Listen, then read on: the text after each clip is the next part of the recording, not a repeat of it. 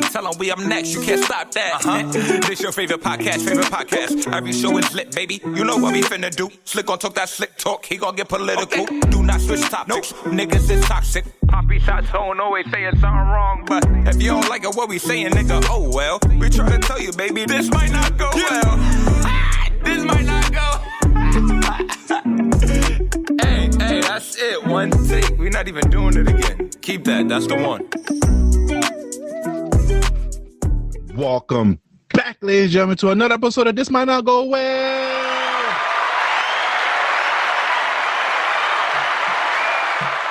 Yeah. Episode 162. We in the building. You ain't know who it is. It's the host with the most, B Breezy, aka Poppy Sazon. Yes. What's going on, everybody? It's your boy Slick Grayson. How y'all feeling out there? You already know what you gotta do. Please download the Alive Podcast app on iOS or Android, and please follow us on all social media. This might not go well. If you're any brand new business opportunity, please email us at thismightnotgowell@gmail.com. Episode 162. I hope everyone enjoyed the Maximum Toxicity Volume 8 episode last week, but we back with a new episode. How you feeling this week, brother? I'm chilling, bro. I could harp on the fatigue and all that and going back to work and whatnot, but I think it's better to just shout out to love, man. A lot of people in the circles got a lot of great life stuff happening. Shout out to the boy Jamie Tox. If you know, you know. Shout out to the boy for real on that one. I think we really should have just recorded our conversation yesterday and put it out. But I think just seeing the team as a whole come together and just reflecting on, like, when we left college, nobody knew what was coming up next. And then to be really almost 10 years out and to see, even if everybody's not necessarily where they want to be just yet, all the major strides and life things happening, it's a real beautiful thing. So definitely, anytime I felt heavy or felt like, change is happening and it's scary, I just looked at that and it's like, hey, we're all where we're supposed to be. We're all getting what we're supposed to get out of life, if not more. And sometimes it's those moments when you don't feel prepared or you don't feel ready where you're really getting the most out of life. You're really getting that chance to challenge yourself, that chance to grow. And what's on the other side of it is really, really immaculate and amazing. So, again, shout out to the whole squad. Anybody, just look at your friend group and just think about, like, yo, where y'all was 5-10 years ago. Some of y'all where y'all was 6 months ago is where y'all are now, right? Mm-hmm. And just, like, celebrate the little victories. And remember that you're always a work in progress. Nobody's perfect. Nobody's done yet. And just because you might not have something doesn't mean that, maybe it's just not your time to have that right now. You feel me? So definitely big love to that. And but fuck all the car dealerships, man. That's what I want to say too. We can dive into that a little bit later on next week or so. Shout out to all the car dealerships. Fuck all the car dealerships. Fuck everything y'all stand for. I get it's a business that y'all play a dirty game, but we can talk about that when there's more time available. How you feeling, Brody? Bro, you just gotta be a woman and go in there. Cause shout out to Nicole. She was supposed to do an episode in the future. If you remember Nicole from back in the day, she went and go get a car. And you just gotta be a pretty woman because they gave her mad discounts. She got her shit. I'm like, oh shit! I might just go get me a girl and just have her buy my car and her name. That's what I'm about to do. They wasn't fucking with the boy like that. They fucked me up to a point that it's like, yeah, nah, nigga, you still a nigga. How you feeling, bro? Just piggyback on our conversation yesterday. I totally agree with you. Sometimes, we are so focused on what we have or some of the obstacles in our life that we never take some time to appreciate the journey. And I think just what happened on Sunday, shout out to Jamie Tox, if you know, kind of allowed me to have that time of reflection, even though I'm not where I want to be, but hey, just seeing everyone doing their thing. And then also I just wanted to give credit to a conversation that we had when we was graduating that year with you and how you say, yo, this is the last time we are going to be in this same space, be around each other in this capacity. And at that moment, I never really digest what you said. And then just Sunday, just seeing all that and things that everyone else is accomplishing really showcase that, because now we keep in contact, especially me and you now since we have this podcast, but we all of us just link up for like celebrations now, and all of us got our own motion, but we the love is still there. So appreciate your circle, appreciate your journey, appreciate the future. All right, let's get into this episode because we missed out a lot of stuff last week. We're not gonna cover all that. Okay, we're just gonna get to the nitty gritty. What do you want to start with? The college protest that's going around and throughout the whole United States, or you want to focus primarily on what's going on Columbia University and this nigga Mayor Eric Adams? The college protest, that's fresh in the minds of people. So let's get it. Let's go. Alrighty. So, as you know, a lot of students in different universities are protesting the war that is going on at Gaza and all that affiliation.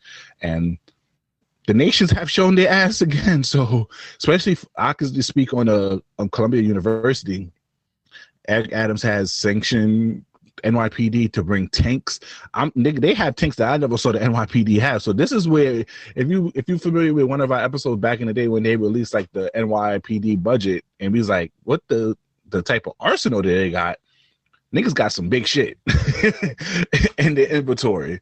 But just to see over 256 students arrested, and then now today Congress just passed an anti-Semitism bill and reflection of just people protesting. And then you have Mayor Adams talking about it's a shame that people is flying other people's country inside this country. This shit is just all, bro. America is sold us the wrong dreams. They tell us to fight for our rights, fight for what we believe in, and stuff that they glorify to other countries. They're not backing it up here. Plain and simple. What's your thoughts? Starting off with the protest, I do want to shout out to the students that took the opportunity to protest. Not necessarily what they were protesting, but just the sense of invoking your civic right to peacefully demonstrate in something that you don't believe in. I think in America, the biggest thing historically is that people are willing to take a risk, which based on our constitution should not be a risk, and speak out against things that they feel are wrong. And as a powerful nation in the world, you know, the citizens feel like, hey, if a lot of us feel this way, why can't we get this off? If we're not damaging, we're not hurting, you know, we're maybe the biggest thing we're doing is showing a difference of opinion, right? And to your point, it definitely is disappointing when you think about what the principles of America were built upon. But the word that comes to mind is agenda. And I think that when the collective discomfort of a group of people goes with the agenda versus that discomfort that goes against the agenda, the larger or more prominent side, that is the one that's going to win. Because yes, 300 students arrested today, tanks coming into, you know, these college campuses, the anti-Semitism bill, which I'm going to jump in on real quick in a second too. All these things come because of, again, financial backing, right? That's what it seems to be. It's like, where are our interests in foreign policy? And we're not necessarily worried about the human rights element of it, in the sense that, you know, even for a bill like this to get passed, I don't want to go too Kyrie, but to me, that was the danger with the Kyrie and Kanye. Even though Kanye did say some wild shit. And it's like, a person could say some wild, irregular, defamatory shit, but then there's certain terms that you put on it, and even if it wasn't necessarily that, once you put that word on it, you don't get that back, right? If we go back to Black Lives Matter, and some people saying defund the police is the wrong thing to do, right? Or some people saying it's right. Could your statement be racist if it's backed in racist thinking? Absolutely. But if there's also facts and proof that show, hey, maybe this is a different route we could take, or there's a middle ground that can be met, that's exploratory. Once you put, oh, this is un-American, if you say defund the police, you don't believe in America. The police aren't inherently American, motherfucker, right? And vice versa. Yep. Defunding the police is like, or you know, not supporting police, that's probably more American. Really think about it. It's fighting back against forms of tyranny and oppression in terms of like what that system has meant. Now we switch it to anti-Semitism. With this bill, what it basically is saying is that if something is conflating the idea of anti-Semitism with speaking out against something that can offend somebody who is a Semite, right? And that's where you get that gray area. Censorship. Talk about it. You're in that gray area because it's like, if I don't agree with you, I'm anti-Semitic. Again, if we had a black bill, or anytime a black person didn't get a job, and I said that's racist, and he's like, oh, you know, we're not racist, we're going to give it to you. That's not solving the problem. If anything, you're limiting people's ability to freedom of speech, and you're limiting people's ability to say, hey, you know what? Maybe you weren't qualified. Or in this case, what you're doing is a human rights violation. When you think about the issue with Gaza, Israel, Palestine, the big thing is that people are, we never go too deep into specifics, but it's the human rights. A whole country of people are being affected because of conflict over decades and decades, and the acts of a supposed few, a small portion of that population.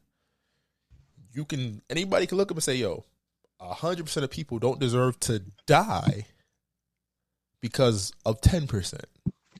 Yep. Right? The fact that if I can say that and somebody can look me in my face and say you are anti-Semitic, that is scary, because we're getting to a point where you're taking away those American rights, those civil rights, and you're saying, hey, if you don't agree with it, if this group of people says it, guess what? Now you have that tag, that red mark on your ledger, and that means, yo, shit could be cliff for you. Yeah. And we said it last year when it was happening to Kyrie Kanye. That's dangerous. If you tell somebody, hey, you are this until you get with the program, and we will take everything away from you.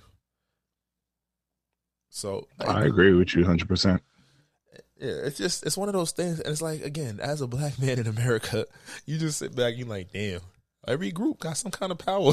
And we just be saying like, well, bro, every group got some sort of reparations, some law passed in their honor, and we still having to fight every single day to just prove that racism against black people, like not even racism, but systemic racism still exists in this country. Every day we have to prove that. Yeah. And that's so mind-boggling to me. Wow, we have the most case and the most evidence.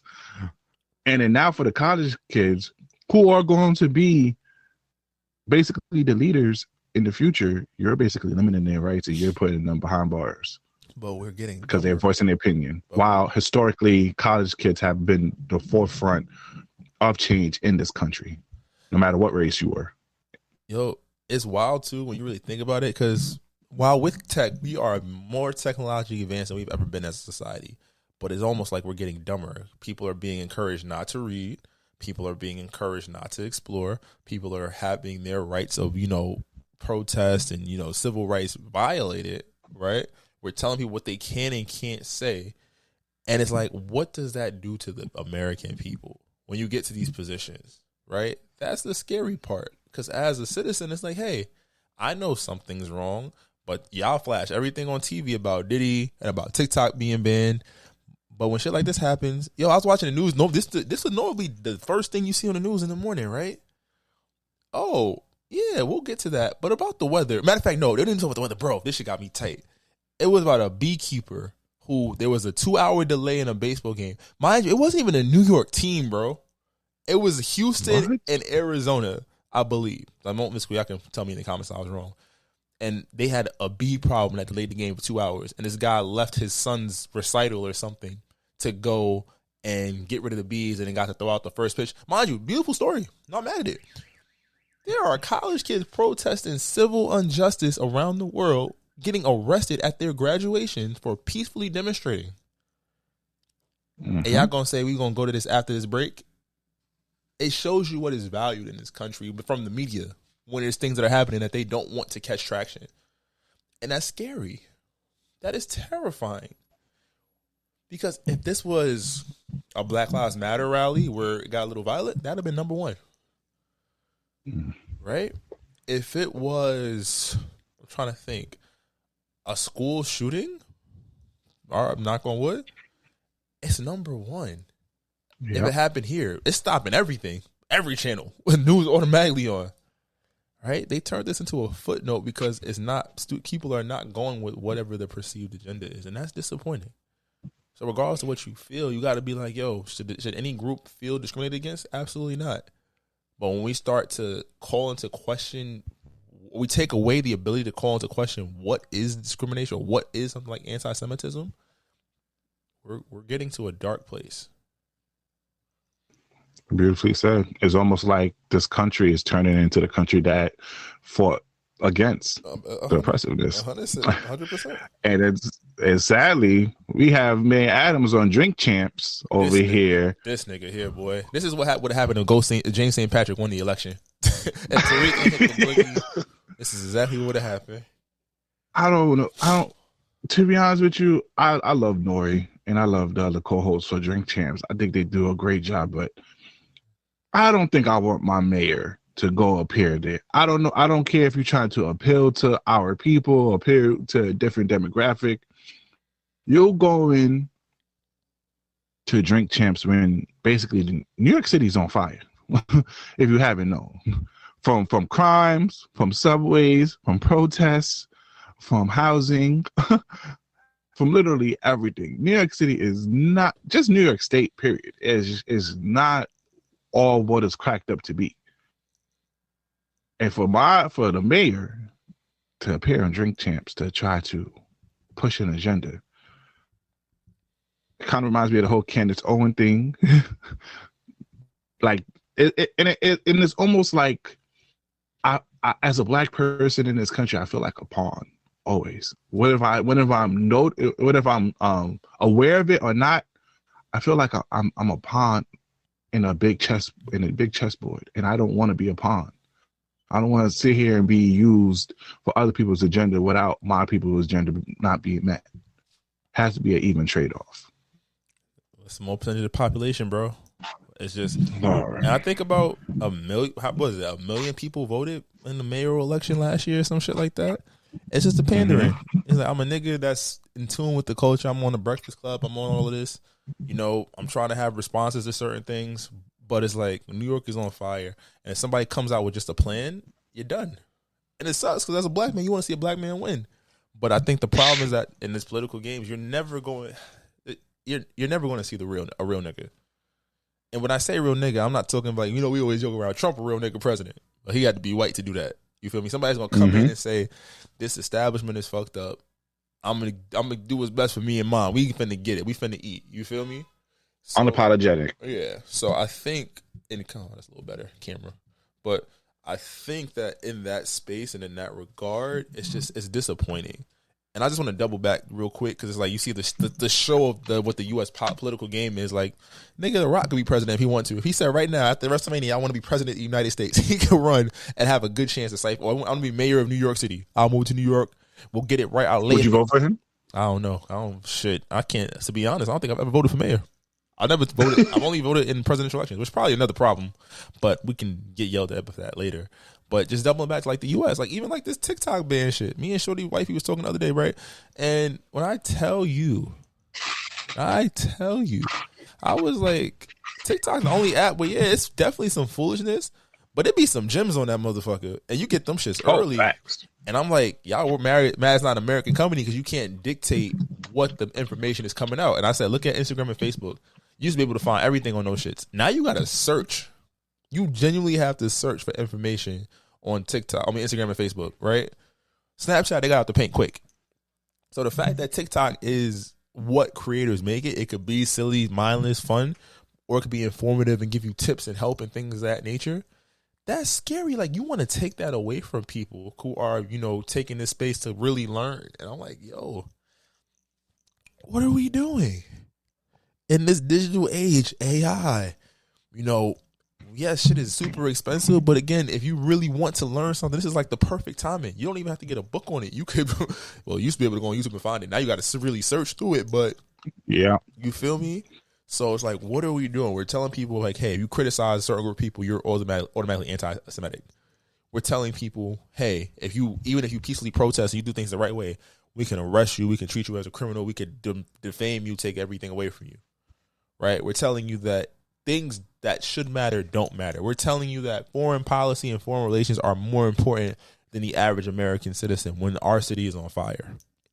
And you can say it's not, but it's like, yo, this ain't the best of times, and it's we got National Guards in subways. Bro, you're talking about putting tanks in front of a college so people don't protest.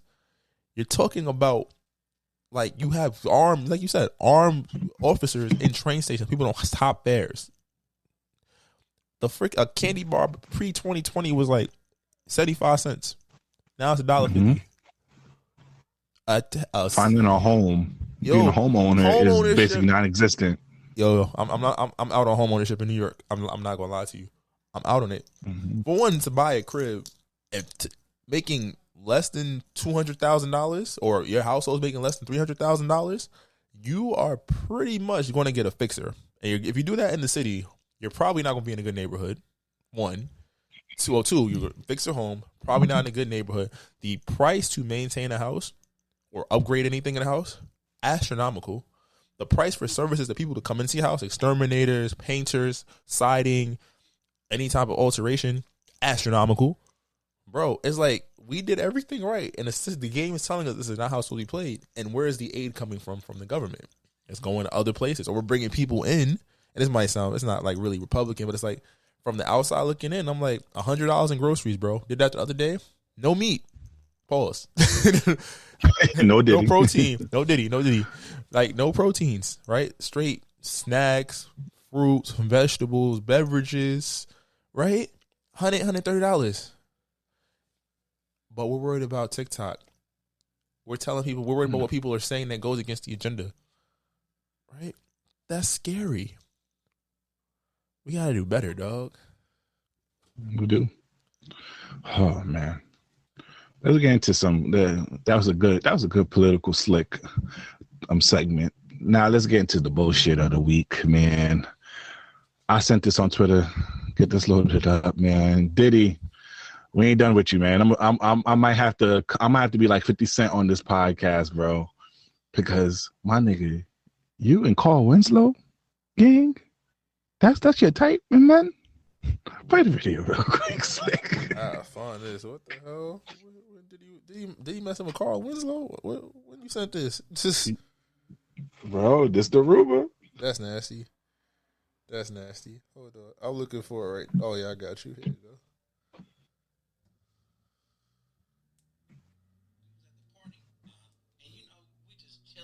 Oh, can't hear it. Everybody know me, right? I'm a goofy nigga. I'm funny and stuff like that. So I hear a nigga just wearing out some shit. I'm like, huh? Like hearing that, I'm like, on 6-0, who's wearing this bitch out? Right. Nigga, I kick in the door. Poof. Kick in the door. Nigga, I seen Carl Winslow put his head up. Ain't that the father from Family Matters? Yeah. No way. The dad. The dad. Oh, the dad. The dad. I swear to God, dad homies, neighborhood crib. So when I seen that, man. And then so who was piping Carl? Diddy? Yeah, Diddy was. So when I seen that, cuz right, Diddy came back and he was telling me, he was like, it's nothing more enjoyable than having a man do something for some money. I'm like, cuz that shit crazy. Oh, no. What the What's your thoughts? This is your first time listening to this. First reaction. Niggas is nasty. I ain't gonna lie. Maybe hot girls is good for him on his straight side, but he probably wants want a thickums on his bi-curious side. Carl Winslow like 80, like 70. The only thing that stood out in that, and it's probably really what Hollywood really be about. Niggas with money. It's like, yo, it's amazing what I get a nigga to do. Like, you can go make that too. Wait, what the money make a bitch do? Shout out to Young Louis. So that's some wild shit.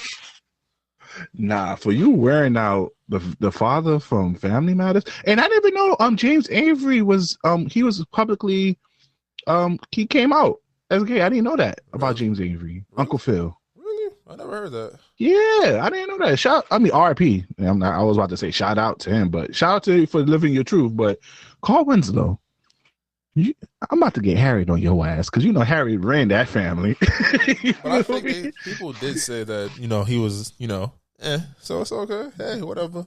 Hey, but who I'm not stitching on? Meg Thee Stallion.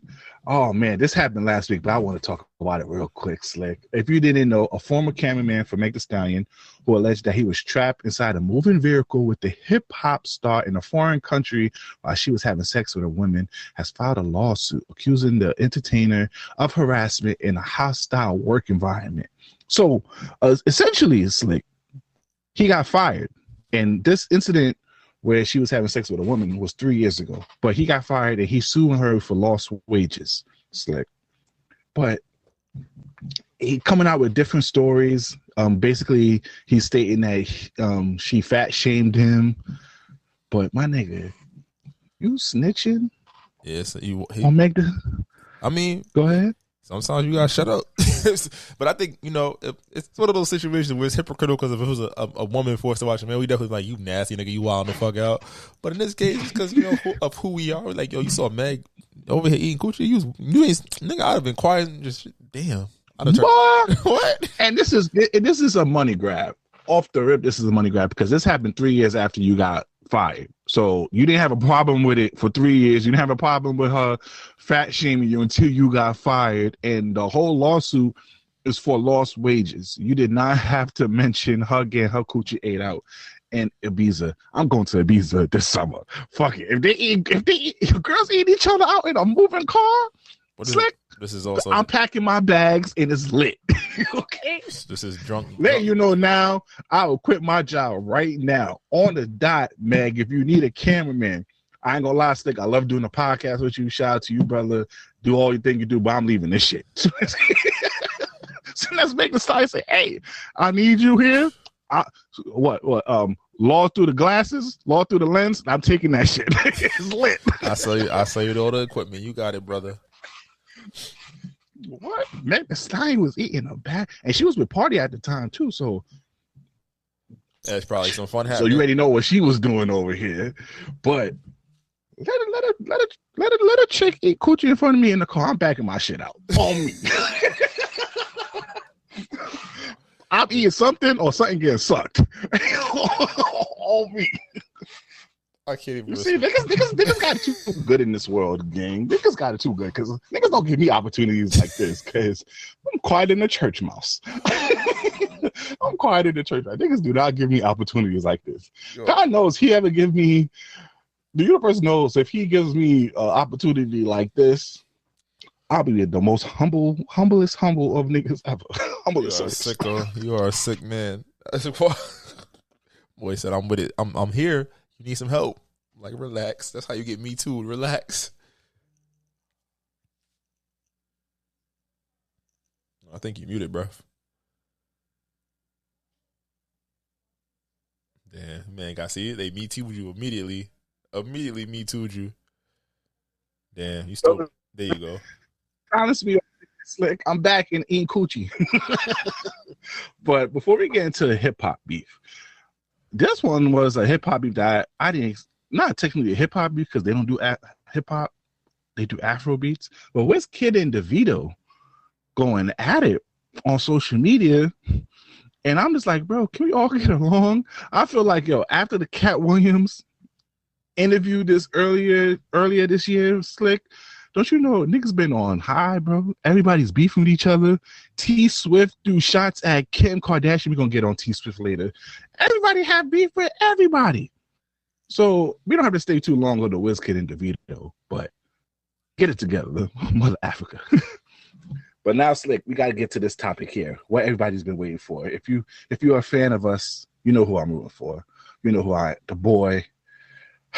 Last week I was going to talk wild shit because, my boy left with the push-up and then hit you with the TaylorMade. And I was going to shit on everybody who was hating on his AI shit.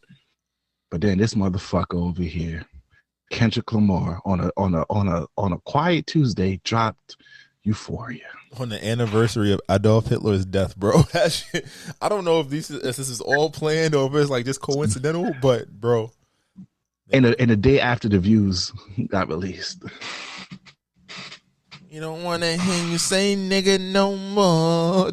What's your thoughts, Slick? Because you already know where I'm about to go. What's your thoughts? Great diss track is great. I think that depending on what you go into listening for a diss track, if it's lyricism right now, Kendrick in the lead. I think that I said it earlier. I've enjoyed all 4 tracks that have come out, and then if you go back to all the previous songs where they've dissed each other, I've enjoyed all of them. Just as a fan of hip hop, a fan of these 2 artists. I was like, if Drake knows something cool, but Kendrick gonna come out, he gonna lyrically eviscerate, and this felt like, nigga, this is just a warm up. Like this is a practice. Like relax, let's keep it cool. He's like, enjoy the fade. He told him, they basically said, this will be a friendly fade. Like, nothing friendly about a fade, brother. But he started off with the spoken not, word. Not after some of the shit he said in that track. Boy, he told him he don't know nothing about being a father. He told him he got some. He basically called. He told him he was a snitch. He said that, keep making the songs for bitches because you a bitch. Don't come out here making songs for niggas. Like, we don't want you to act tough. Like, cut it out. I like when I can dance to your shit, but don't be a tough guy. Bro, called out his blackness, like he's cosplaying. Like, there was so many layers to what he said. The shit about, him pacifying people. He named the song Euphoria, which again has multiple meanings in this case. And I think that the way that but that one wasn't tough to me. That one wasn't tough to me. Because you know why I was hating on that a little bit? It's because people was making it seem like this was a big discovery. Drake has always promoted Euphoria. He's a producer, especially on his page. But I think he's a producer. And also y'all failed to understand he produced Top Boy and he produced other shows. So this is not something groundbreaking the way how niggas was making it seem. Niggas was making it seem like we never knew he was a producer. I don't think it's about that. I think it's the layers to it. When it's like you talk about the idea of him liking underage girls, so the fact that you got a show where you sexualize high school kids, it's adults playing them. I think it's just layers to it, and I think that's the thing. Now, what I said, and we was on the phone, I was like, the thing about it, he didn't necessarily crack new ground. And anytime Drake has been dissed in the past, he kind of like took those highlights and those were his opening statements, right? Those were his, all right, cool, yeah, I'm short, whatever, blah. Nigga, I ain't gonna violate you. We're talking about the young bitches, but your music is whack. You don't. He told me that nigga he don't got no classics. He told that nigga again, you not black which enough. Is a lie. Yeah, I'm about to say that's fair because we already know he got at least two in the possible, and got a classic mixtape, at least one classic album. Probably Nothing Was the Same. Take Care is a classic to me, right? But it's like he said, all my shit. Views could be up there now too, because first of all, side note, I don't like how your niggas switched up on Views. You feel me? Especially Joe Budden ass and everybody else. Y'all niggas was hating on that shit crazy. We talked about this before, but now niggas is really the dick riding I saw for Views. You could have confused me from the first year it got released. But continue, my bro. Nah, I think that it's just one of those tracks where it's like, yo, you gotta listen to it. And he gave us like 4 songs on one project, like the beat switch ups, just the cadence switch up, like again the different angles he attacked from. As a rap fan, it was enjoyable, and I was like, again in terms of lyricism, right now K-Dot got it. I think again another thing that people said, he only focused on Drake. Drake had to focus on 20 or 5 other people. I respect that. Drake can't say shit to nobody else but Kendrick on whatever shit he dropped in the next week or two. Why not? Because there's more people that came out the woodwork. Masego, I'm on your ass, Masego. Masego, you on my list of people I'm saying fuck you to. We saw those tweets. We saw them tweets, Masego. Fuck out of here. You mad because he got you on Certified Lover Boy? I'm on you, nigga. That's fine, bro. I'm just some people show their hand, but hold on. In Top Dog, what you mean people showed their hands? Like niggas was going after Kendrick Lamar like they went after Drake. Who showed their hands to who, nigga? I'm not liking the narrative, Slick. Hold on. Let me get out the positives first because everybody knows I'm biased. Everybody knows I'm team OVO. I'm pushing for Drake to win.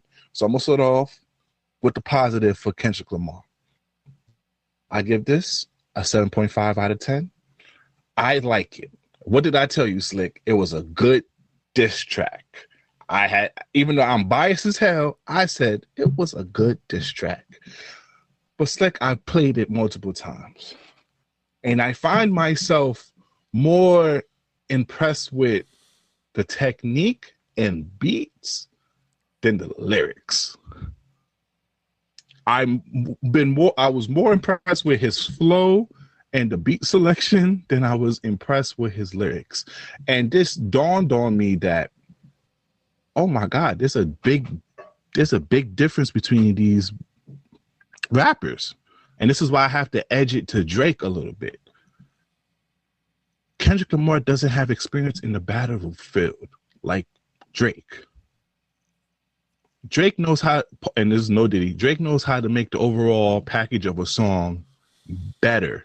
Because I'm comparing both tracks, and I feel like with Push Up, I like the techniques, I like the beat production, but I also like the lyrics in a sense that it blends all well. And I feel like with the Kendrick Lamar track, I'm more intrigued by the beat selection and his different flow and rapper technique than the actual lyric. So he's missing in that department for me. Am I saying that?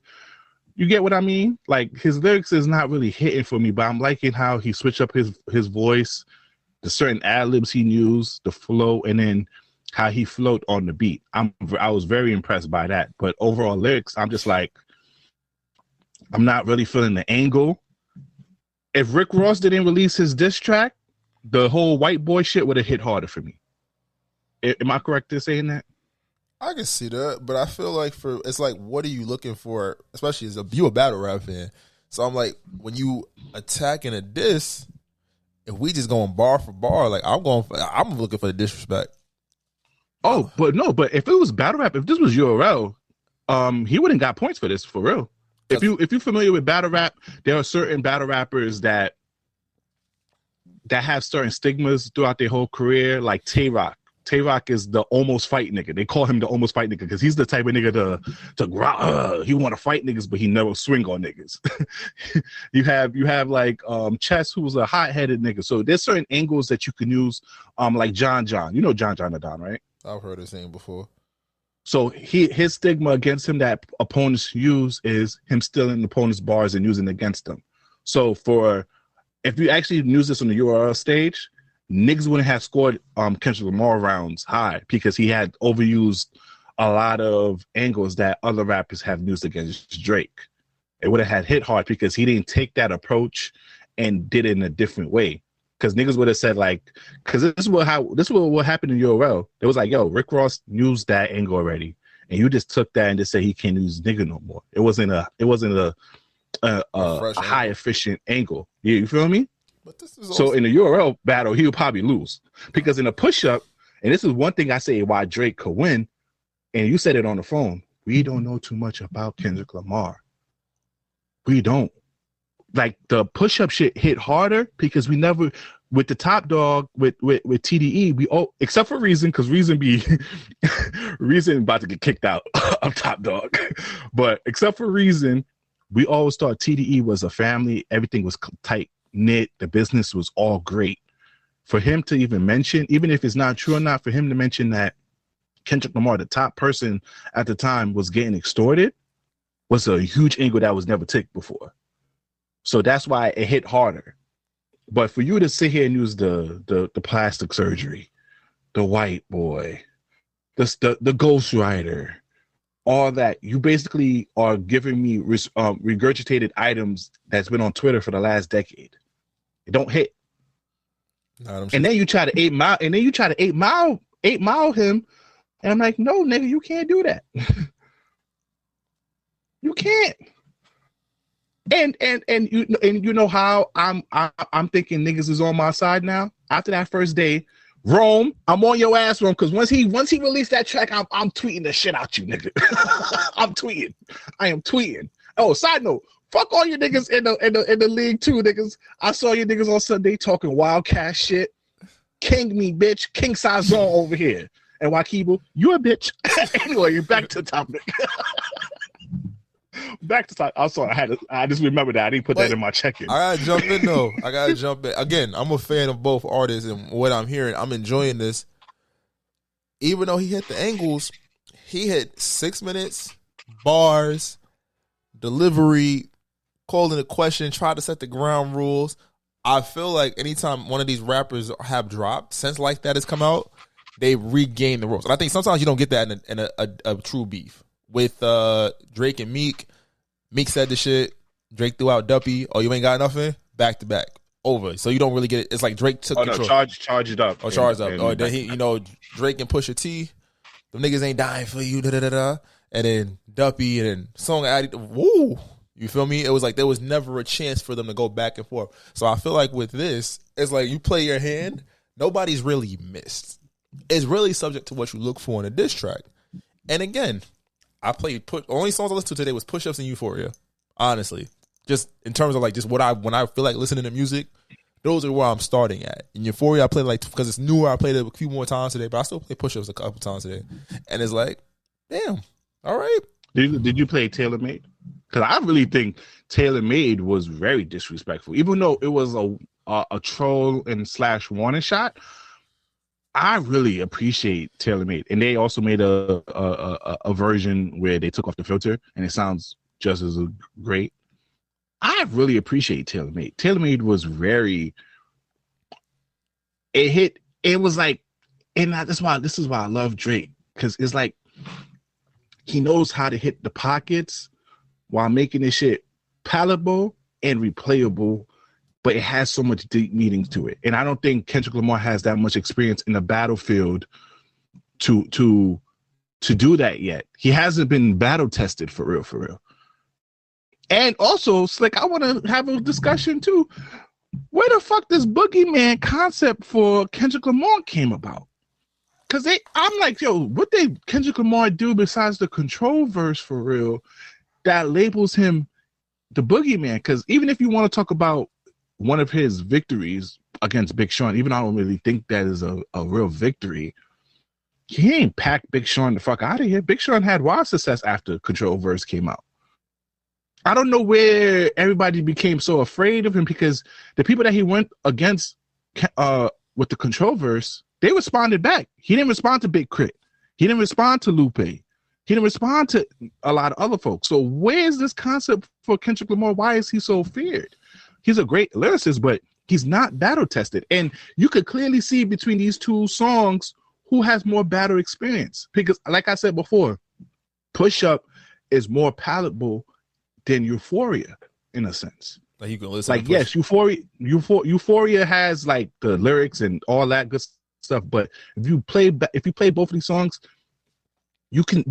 Drake knows how to make a proper diss song in this day and age.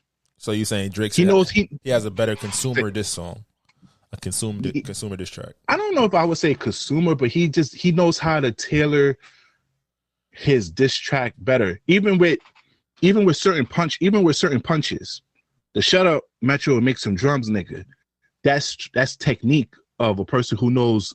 If I'm an average fan listening to this and I don't know too much about the beef or I don't know too much history, I hear that line, I'm gonna go crazy.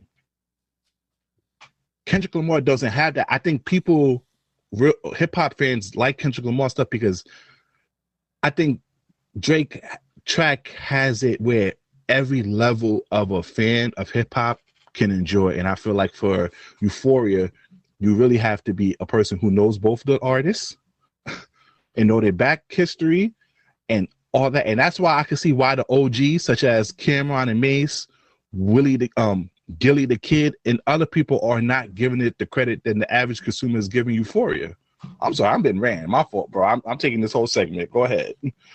I mean, again, I thought Gilly would have appreciated Euphoria more, but the idea for me is like, yo, it depends on what your palate is. Like you said, if your palate is, well, yo, I want something. It's a diss track, but I can bump it. It's like I'm playing this shit and I'm just bopping. So yeah, of course you will probably lean more into the Drake shit because Drake is trying to put something together where it's like you gonna hear these punchlines, I'm gonna get them off. But it's also like we haven't seen direct Drizzy yet. That was Push Ups for me was the first time we really got direct lines, and it wasn't. But it's also like we don't know if it's true or not. You think about Kendrick. No, you seen direct Drizzy. Back to back was direct.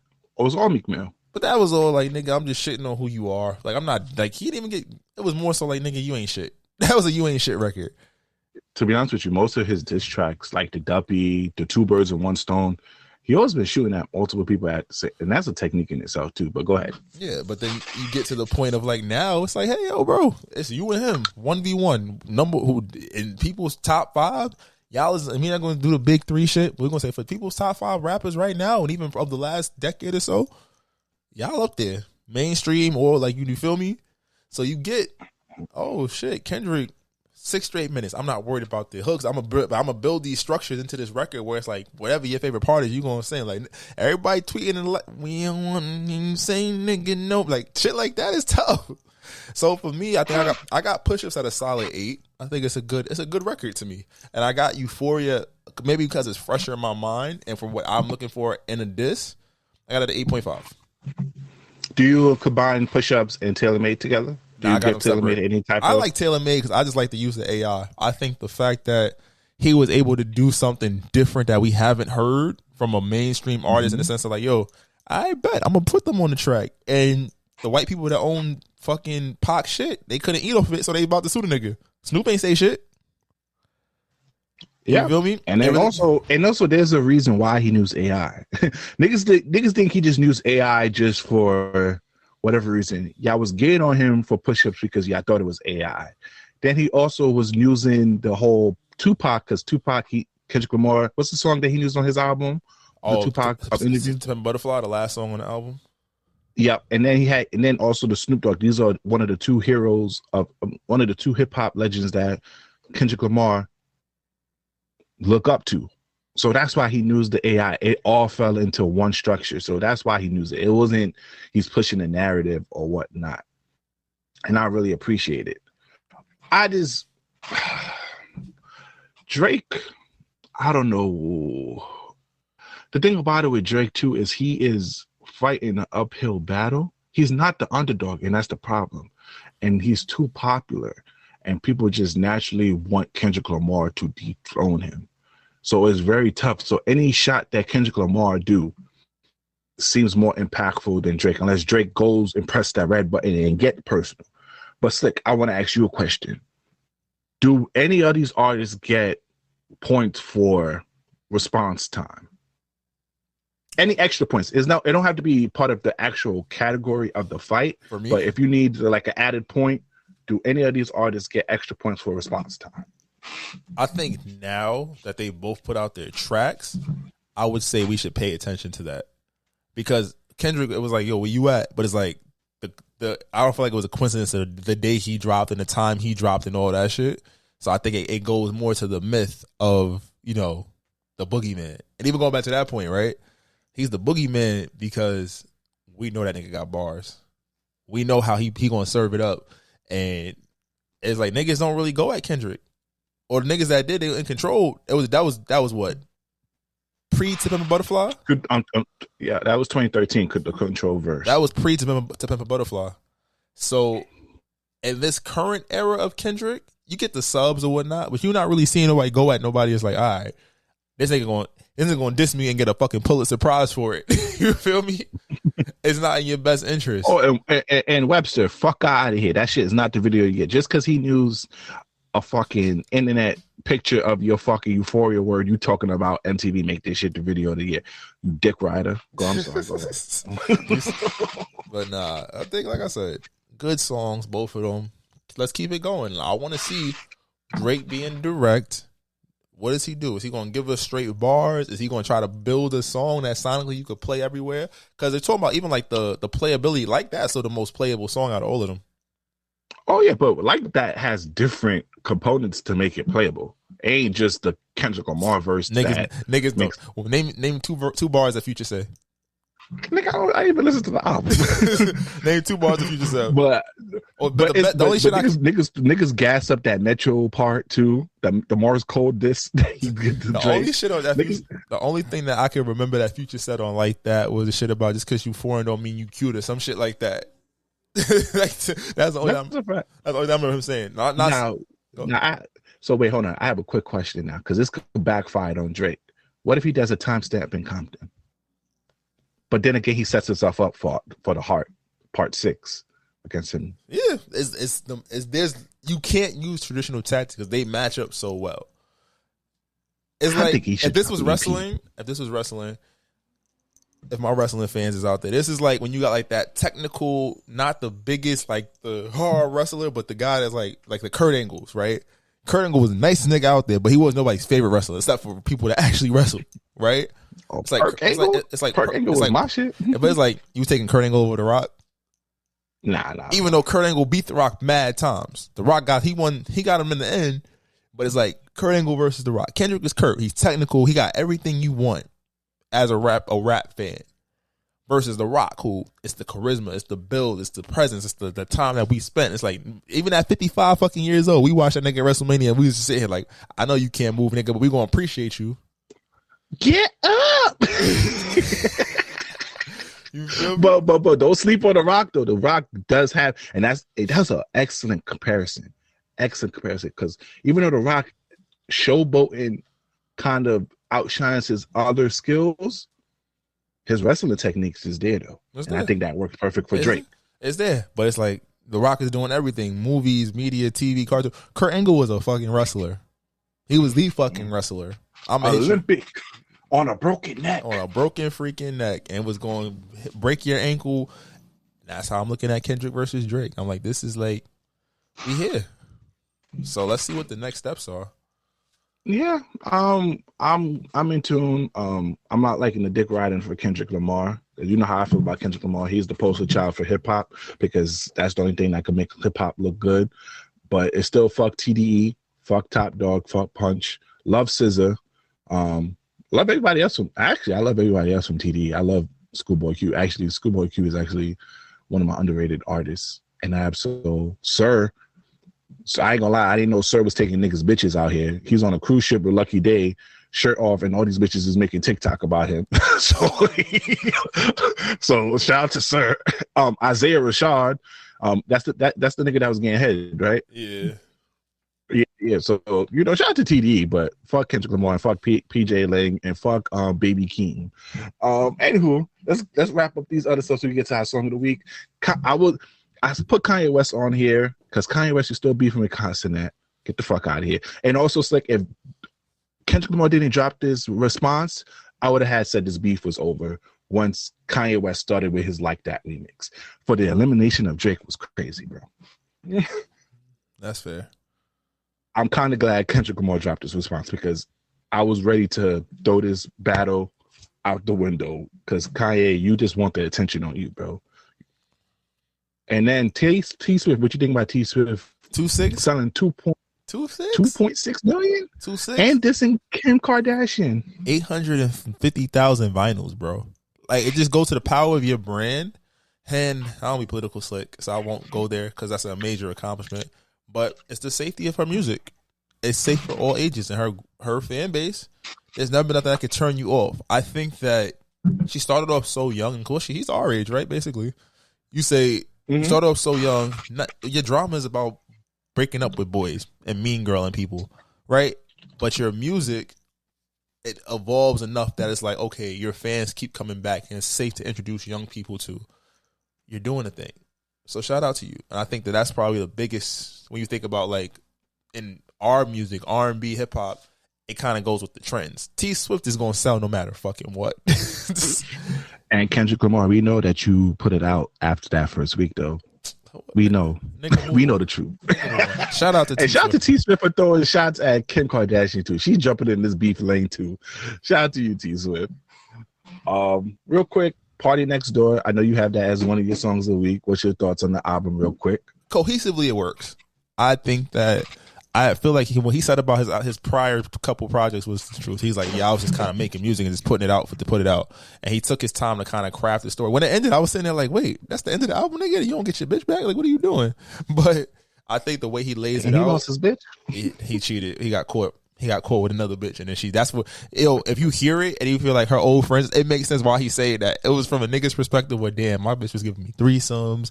She was fucking. We was doing all this great shit. She caught me out here with another bitch, and now she want to live her best life. You know? It was a good little joint. So I give it I'm gonna give it 3.5 stars out of 5 because I feel like it didn't have the traditional bounciness of a party album. Like it's not on the waves of the first two where it's like, yo, I hit you with the slow joints, then I hit you with the fast joints. It's like it's a good album, can cohesively.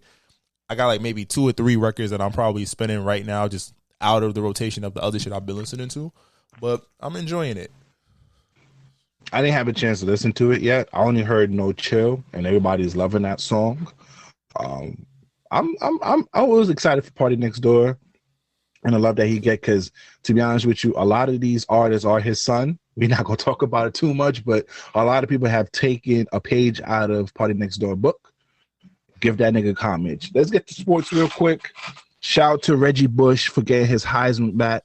Finally. Just because my nigga got a little money in college, doesn't mean he didn't play well on the field. You feel me? Yeah, that's the NCAA for you. They just started paying niggas. So it's like, all right, we give you your shit back now, 20 years later. For me, the money didn't make him play better. I mean, probably did. But shout out to Reggie Bush for that. Real quick before we get to NBA playoffs, Coach Prime in a transfer portal. I don't know if you've been paying attention to the Colorado news. Well, a former defensive back, Xavier Smith, did an interview because he said that basically Coach Prime didn't get to know him. He doesn't even know his name. He's calling them Prime son. He thinks of himself as a god. And then, Shador Sanders said, who is dude? He was probably mid at most, which goes to the factor of that they're pushing against Coach Prime, that he don't really care. And this is all just publicity for him. And I just want to come on here and say that's bullshit because I watch Roloff Media and also his nephew's content. He really do cares about his kids. And just for y'all continue hating on a black man, because there's been reports that every time a new coach goes to anywhere, within their first 2 or 3 years, they kicking niggas out of there. You're not with the winning team, get the fuck out of here. You're not running the practice. And also it comes off the report of the 5-star recruit that they got last year that he got suspended. His grades wasn't that good, but he over here talking shit about Prime. So there's a lot of negative spotlight on Coach Prime, and I'm just like, bro, leave that black man alone and leave his family alone, bro. Just appreciate the process because these other white coaches did way worse shit. Or they do the same shit. The microscope's always a little bit bigger, but I get it. Facts. Now I leave it to you. NBA playoffs. How you feeling? Damn, Lakers out. It's a new regime. Suns got swept. Lakers, they lost by 11 points in total, but hey, they got bounced by Denver. What else? Knicks blew a game heartbreaker last night up by 6 with 30 seconds left. I don't care if the league says Sun traveled. They ain't call it, so shout out to Philly for that. Yep. We don't close out on Thursday, man. Knicks might be out of here. I don't know if we're gonna be able to take them. And then niggas don't make free throws right now. Boston, Porzingis is out for probably the whole second round, which is interesting. If Giannis can come back and Dame can come back for Game 6, they stole one last night. If they come back tomorrow, if Giannis is 80%, Indiana might be in trouble. So you say, hey, Indiana, they blow a 3-1 lead. Milwaukee gets there. Giannis not 100%. Boston not at 100%. We might see something. Knicks, you lock in. I know we missing Julius. You got a chance to get to a conference finals. We got to do it right. Orlando, Cleveland by the skin of their teeth last night. They in it. They got a chance, but them young bucks in Orlando look good. Yeah, man, it's a weird. Just give me a real quick. What's your finals prediction? I got the Wolves and the Celtics / Knicks. Put that out there. All right, I'm going out the East regardless. I would love to see Knicks versus Celtics in the conference finals. I think the Celtics win in 6. If Porzingis doesn't play, there's a slight chance Knicks in 7. And out West, just because of how Denver is better suited to play. I mean, Minnesota's better suited to play Denver. I'm gonna roll Minnesota versus what's the other matchup? Is OKC and who else? Oh yeah, OKC versus who's the other team? What's the 4-5 matchup? Oh, Clippers Mavericks. Whoever wins Clippers Mavericks, I got them over OKC. Let's say right now I'm gonna go. The Clippers and Mavericks, they don't got enough. Nah, that's my opinion. Let's go Mavericks. Let's go Mavericks versus Timberwolves. Luka versus Ant-Man. I think I'm gonna have to roll with the Mavericks. So I'm going honestly against the Timberwolves. I'm going with Mavericks over Timberwolves. If Luka can get right, he matches Ant. That was the problem. There was nobody in that Phoenix series. Devin Booker was getting points, but he's not a dog like that. You feel me? He's a cast in that 1A role.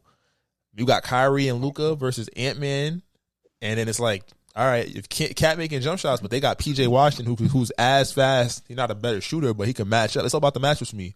And I think the Mavericks are a little bit deeper.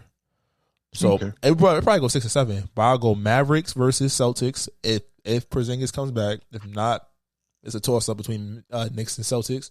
And then I'd probably go, damn, if that was the case, if Porzingis doesn't come back in the Celtics Mavericks, I might go Mavs. Just because of that. Because then they don't have no extra big man. So it's like you got Gafford, you got Washington, you got Lively, you got Keeber, you got somebody else, you got Derek Jones, you got the Mavericks can go 10 deep. Celtics without Porzingis, that's 6 players that you trust. So you really relying on 1 or 2 more to do something. And I think I would hope now that Jaylen Brown and Jason Tatum have the experience and know how to get over that hump. But we've seen how they lost the last couple years. One player goes off, and then a role player steps up. Kyrie is right now the best player on the Mavericks, with Luka being a little off and being a little injured. If Luka could get right, well, how do you stop that? Because now my 2 match your 2, and then I still got all these other guys like rebounding, playing with energy. Them niggas came back from 31 down. They had a chance to win that game. If Luka gets right, that's scary. So, and if things hold the way they are right now, Mavericks might win a chip. That's just me calling. I would love for Ant-Man to win it, but I just feel like Kyrie and what's his name, with all those pieces they got at the trade deadline, that's too good to pass up. Nah, LeBron's going to be a free agent. He's staying his ass right in L.A. Yeah, depending on where they draft Bronny. Yeah. I don't like there's rumors, but Devin Booker to the Knicks. I don't like that fit. I love it. That's not what we need. Love it? I love it. The problem with the Knicks right now is there's nobody. Who would they give? Julius Randle, Bogdan Bogdanovic. You gotta keep the 3 niggas from Nova. Yeah, for fan. But then let me. All right, so let me put it this way. I trade DiVincenzo because DiVincenzo started really wilding when he got to start. Right, he's a great player. He can fit anywhere. But if you tell me I upgrade my 2 position at Devin Booker, I still have Josh Hart. I still have Anunoby. I can re-sign Hartenstein, and now him and Brunson is the leader. Devin Booker thrived the most when he played with Chris Paul. Because then it's like that point guard is going to take the hassle off. And Devin Booker's a more willing passer than Julius Randle, I feel like. So now you still got them. They can go 1 for 1. Your backcourt is strong. You got all that grit and defense. OG Anunoby has shown he can make a pull-up jump shot. So now your third option is somebody that doesn't require too many dribbles to do his thing. Hart can be the auxiliary guy. And then you can re-sign Hartenstein and keep Mitch while you have McBride back there. And then it's not to say it's hard to replace. It wouldn't be easy to replace DiVincenzo, but you could find somebody that can spot up and hit a couple threes and play some defense. But do you don't think that will mess up with the team chemistry in a sense? Because, those 3 really have a bond, especially Josh Hart and Jalen Brunson. They got their podcast and all that. Absolutely. You don't want to, but you're keeping Josh Hart and you're keeping Jalen Brunson. You're losing DiVincenzo, who, again, am I banking on him hitting 300 threes again next year when I can get somebody who's the same age as him, making more money, but it's probably a better fit stylistically than what, because you think about Julius Randle, he gets the ball, that's 2 ball stoppers. Devin Booker is 2 dribbles and go. If it's not there, he's going to swing it. He's averaged 8 assists before. You put him and Brunson, that's 50 points from your backcourt. You say Hart's 10, that's 60 points. OG Anunoby's 15, 75 points. Your centers combined get you another couple points. You're going to play grounded out defense. McBride looks like he's a solid backup point guard for the next couple of years. You can sign 1 or 2 pieces that would come there to be like, I can score off the bench, or I got a chance to compete for a starting small forward spot and bring Josh Hart off the bench. Why not? Okay, I'm with it. Real quick, Lakers, get rid of Darvin Ham. That nigga had his hand in his pocket the whole goddamn series. I'm tired of that nigga. Yo, honestly, when we really look at it, it is tough because it's like, shit, you mean our bench couldn't score 11 points to keep us here? You lost by 2 buzzer beaters. You really only got smacked once in that game, that game 3 in LA, right? Game 1, you was in it to the last 2 minutes, 3 minutes. Denver did not look unstoppable, but they just made plays at the right time. So you say, hey, you get and then that challenge was it game 2? Oh, and also we didn't really have all our teammates too, like Cam Reddish wasn't doing shit in this series. The thing about it was, for defense, the thing about it was they had 3 scorers, and in game 3, Aaron Gordon got going. So it's like, you got 4 scorers. KCP, timely threes and defense and energy when you needed that. Duncan game 1 was a shift. I miss him. I miss you got him with the future shit. They was big star on it. Now what they shouldn't do, don't go get Trae Young. If you want to score, I'm not trading Austin Reeves, especially on that contract. I seen this on Bleacher Report. People might not agree.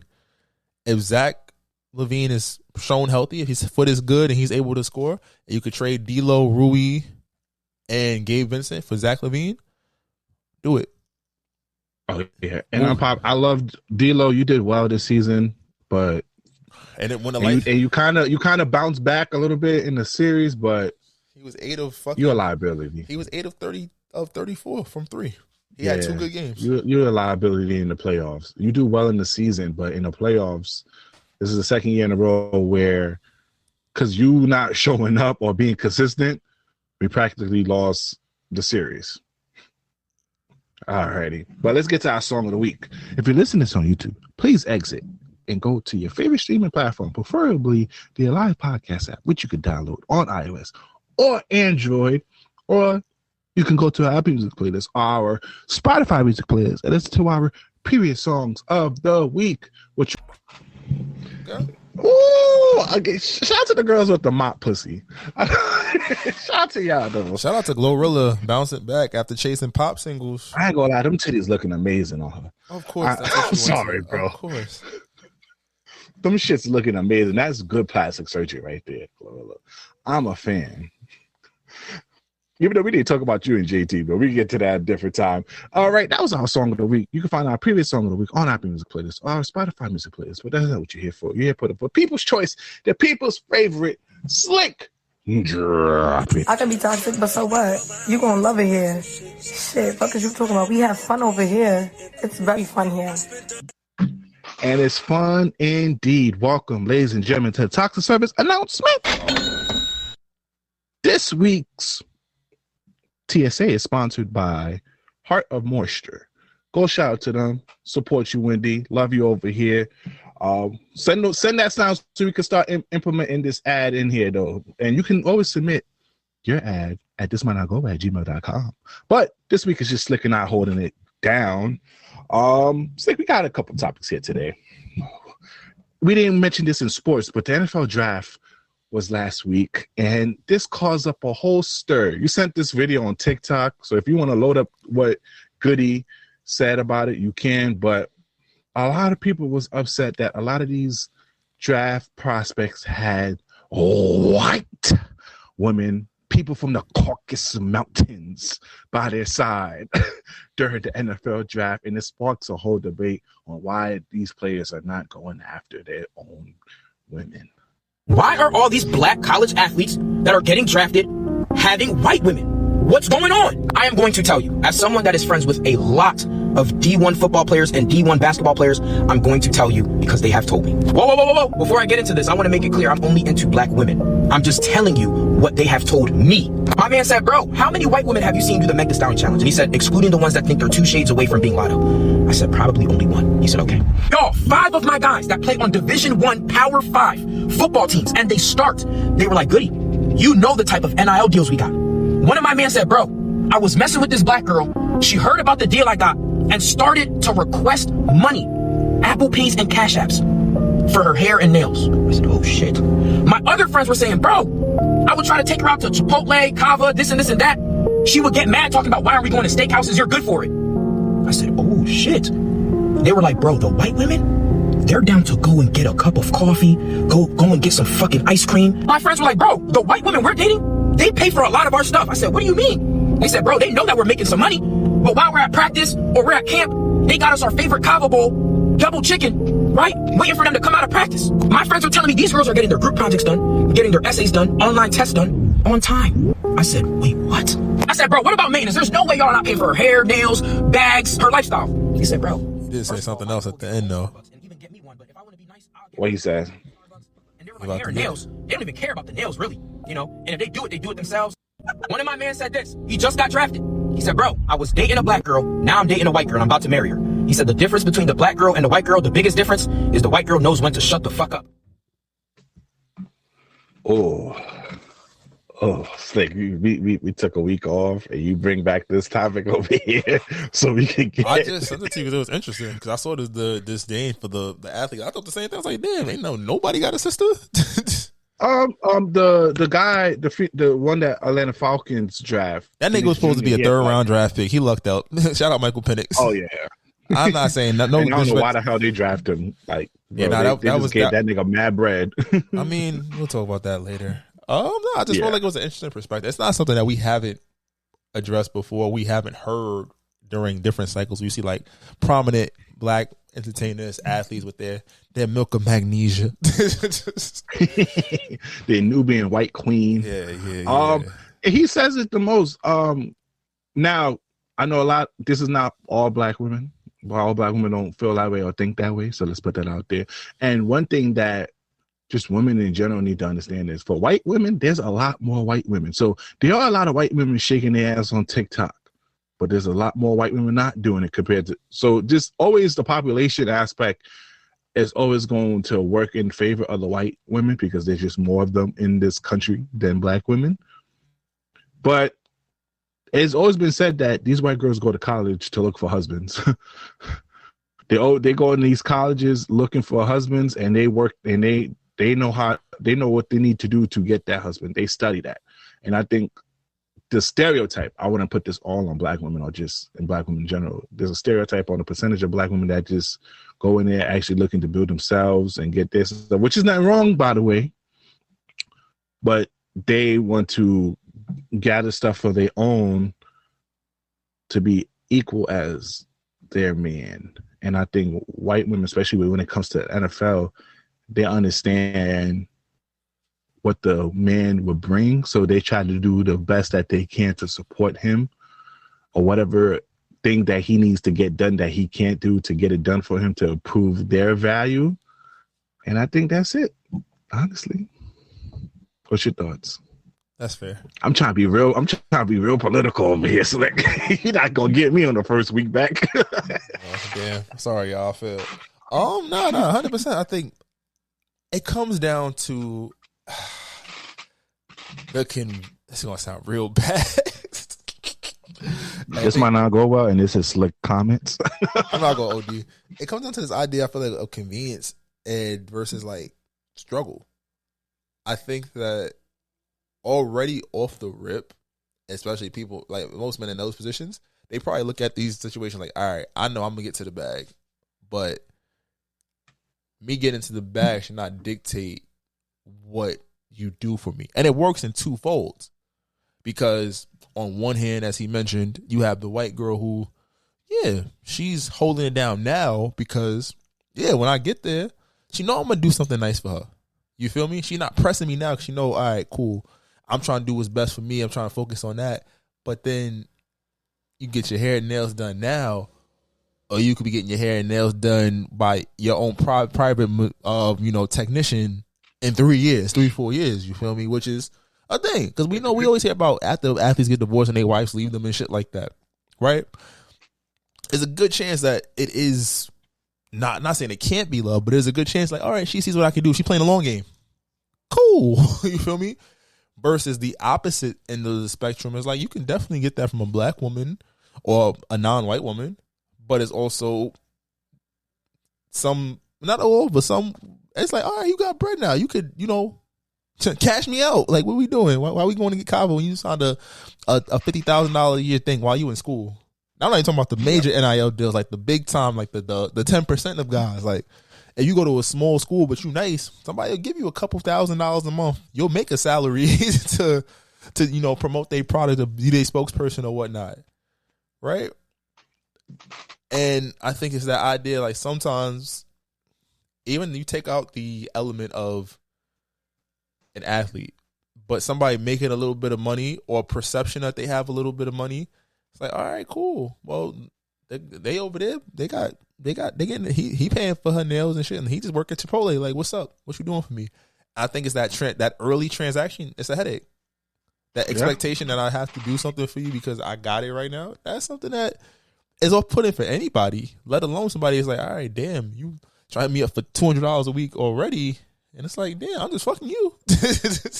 And you're forgetting the most important part. Guys go to where the piece is at. Now, even though white women, they think that white women create the peace for them, even though white women could just be playing the long game and be like, I'm going to give them temporary peace for my peace in the future, they play the game well. And guys are always going to go where the peace is at, even though it could be false peace, and it could be like a hidden peace there. In a few years, she take all your bread, but we're just going to naturally gravitate to who is giving us peace of mind, who's showing their worth to us. And as you can see, Yeah, as you can see, these white women are doing their essays, helping them with their essays, bringing the cover. They're not adding too much stress. They're not adding too much deterrence to their goal. They're working with them. So obviously, they're like, yeah, I'm going to go with this one instead of this one who's going to challenge me and stereotype, give me stress, and wants me just to spend money on her without providing any value. They're not going to want to go to that. That's fair. And I'm just telling black women right now, black women, play the game too. Study. If you want to fuck, and this is why sometimes, okay, here we go. Fuck it. You see, Slick, I was trying my best. Sorry. Yo, I be hearing, shout out to my black women, and I believe these thoughts are not all black women in general. They're different segments, and all black women don't think the same. But the ones that talk on social media, y'all talk about all these men who making money. Y'all need men who make money. Y'all not doing the proper thing to get those men with money. You have to understand those men with money are less than 10%, and they have more women chasing after them than you, who's willing to prove their worth. So you sitting here thinking a man who's making X, Y, and Z is going to magically, in a sea of girls, pinpoint you out of nowhere and come approach you and work hard for you is not going to work. Really take a page out of these girls' books. Really get that man who's in college, who's doing something. Try your best to see where you can plug yourself in to help him in his life, and hopefully he does right by you. That's a hard thing too, because I feel like I'm a hopeless romantic. So I'll be like, damn, if I really had it like that, like, yo, what are you here for? You know, I think that's a question you never want to ask. I think that's the tough part, because it's like, yeah, because it's like there's ends of the spectrum. Because for niggas with no bread, it's like, damn. So as soon as when bread does become an issue, or so and so pay for the nails, or this nigga buy bags and shit like that, what you do for me? Like, bitch, I love you. What you talking about? You feel me? Yeah, like I really care about you. Like I'm really to die behind you. I'm 10 toes. That shit don't really matter when you really get to that's the hopelessness of men. Like, it's like, damn, once I pick you, like, I might be a dickhead from time to time, but I'm with you. I'm here. I ain't going nowhere. But it don't matter though. It don't matter. It don't matter. If their needs are not being met. And it's funny how, because I often see a lot of videos of when a guy loses their job, automatically he's not ambitious. He's less of a man. He's not ambitious. But when he was up, he was up. And it's like, it's a tough truth. And I know a lot of women listening to this is like, nah, that's not true. That's not me. Cap. The question is, the question would be, how long could you hold out? How long does he have to get back on his feet? That would be an interesting question, because I don't know. Like, if I lost I never thought about that. But it's like, how would you? Do you know they react? That's a fact. But I want to give black women some grace as well. A lot of these white women are coming from a more stable financial background. They don't have that same trauma. Black women. They don't have that same. They don't have that same struggle, the same trauma. So oftentimes, a lot of black women can't have that foundation to just focus on their man and give them. They got to build their own foundation, because they don't really have anything that they could rely on. So I can see why black women probably can't do the thing that white women do in college by just being quote unquote servitude towards their man. Yeah, that's definitely 100% factual. And I think too, it's just like, yo, bro, it's tough. How the fuck do you make that shit? Like, you know, I think for me personally, I've always valued this is my question. I'm talking in circles. So, like, could you see yourself as a black man at this point? Say the podcast popped off, you in a situation where it's like, yo, woman is throwing it from all angles. Would you be able to settle down with a white woman? And there's nothing wrong with it, but why? What would make that? Would it matter? I guess would be the proper answer. Ooh. And we're not talking Lotto White. We talking like Sarah White. Not spicy white? Not spicy white. Not spicy white. She might pick up a little spice. To be honest with you, I don't see myself, if this podcast go off and I start making millions, I don't see myself settling down with no one, for real. That's fair. That's probably something, because it's going to always coming back in my mind. Were you really there for me, or are you there for what I could do for you? That's fair. And it's always going to play, and it's fucked up, and I don't want that, because I'm a hopeless romantic too, and I don't want that thought process in my head. but it's kind of hard because it's kind of hard to gauge. Do you really fuck with me? Because sometimes you could trick yourself into love. That's a conversation that don't really happen a lot. You can trick yourself into loving a person, even though they're probably not the right person for you. And oftentimes, you could meet a person who got money, and then you find a quality or two that they have that you possibly might like, and build that whole shit around them to the point that you love them. And then it's like, yeah, but then once certain shit is done, like, what can you do? That's fair. I respect it. What if there was no podcast? What if you just fell for a shorty? No, he left me. He left me. All right, y'all. So I guess we're going to transition to the next topic, which is, would you allow your girl to go to... Oh, never mind. He's back. I'm sorry. So what about if no money was involved, brother? What would you do? Oh, yeah. No money involved. I'll stick with with the person who gives me support.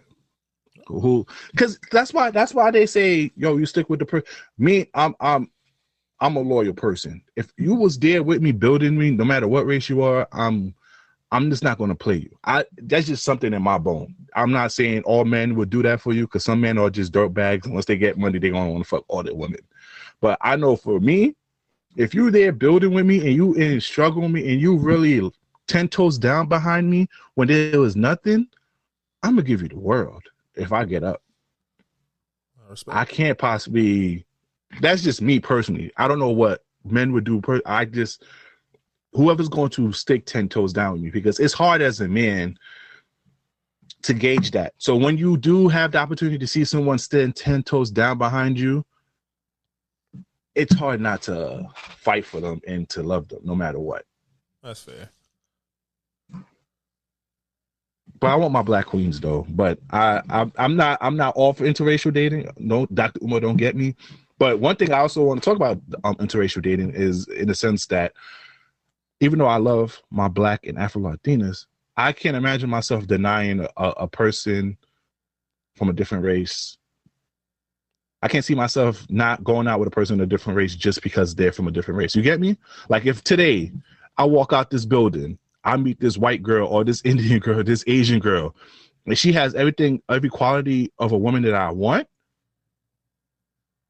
I cannot deny her because of her race. That's just me. But if you put me in a room and you line women up, automatically my eyes are gravitating to my black queens and my Afro-Latinas. My eyes will automatically gravitate to them. But I just can't see myself meeting the person, and just because they're from a different race, I just can't fuck with them.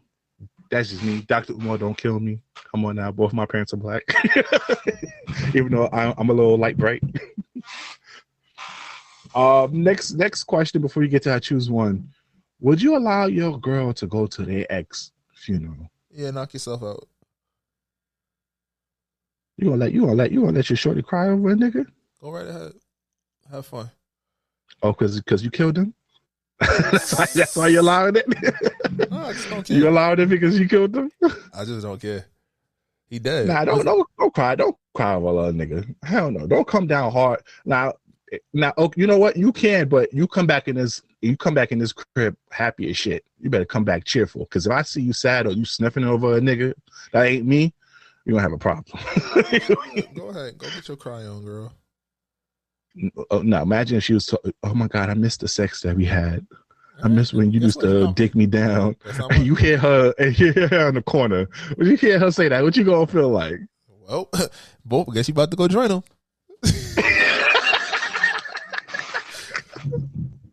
Because I'm gonna be like, what you miss about him? You miss the love? What you miss? You miss y'all hanging out? You missing the sex? What you over here crying about? That nigga dead to you before he died. I'll just be like, oh, you got it. You got it, ma. It's cool. Oh man. But oh yeah. She could cry, but you better be cheerful around me though. I'm about to say but let's get to you. A lot of me. A lot of me. Fuck that. Let's get to our choose one scenario. This week's choose one, Slick. I got a good one. I got it from a podcast. I forgot where I got it from, but shout out to them. For $1 million, Slick, you have to pick a scenario. 5 minutes in the ring with Mike Tyson or 5 minutes in the octagon with John Jones. John Jones. Yeah. John Jones.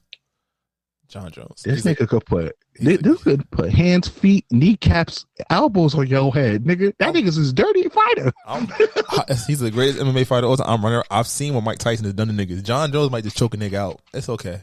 I go brain dead. It's so cool. Mike Tyson might punch me and I might die. Do you not know John Jones be on that yay? That yayo. I'm gonna be on my nene. That booger sugar. I'm running.